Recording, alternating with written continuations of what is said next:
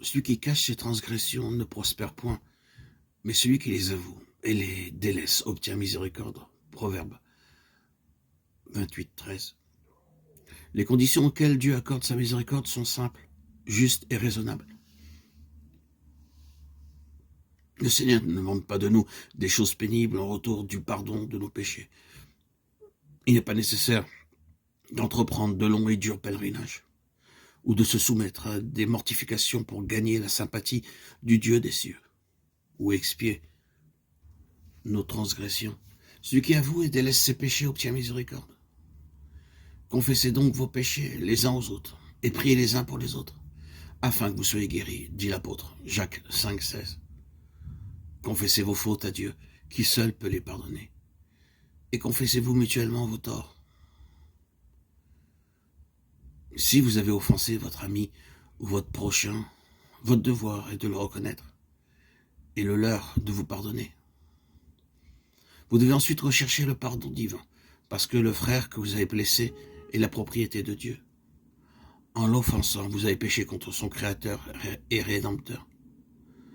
Le cas est alors porté devant l'unique médiateur, notre grand souverain sacrificateur qui a été tenté comme nous en toutes choses, sans commettre de péché. Hébreux 4,15.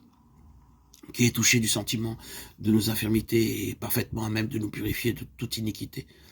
Ceux qui ne sont pas humiliés devant Dieu en reconnaissant leurs péchés n'ont pas encore rempli la première condition de la réconciliation.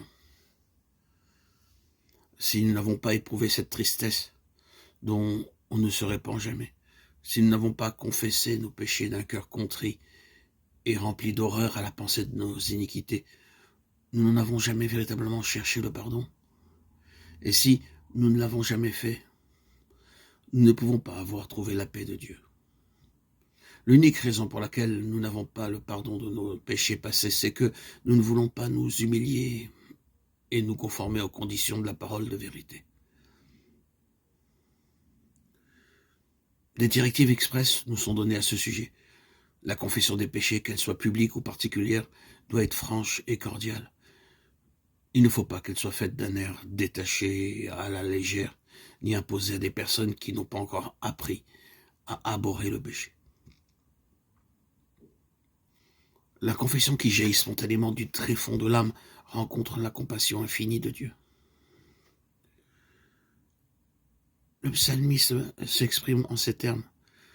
L'Éternel est près de ceux qui ont le cœur brisé, et il sauve ceux qui ont l'esprit dans l'abattement. Psaume 34, 19.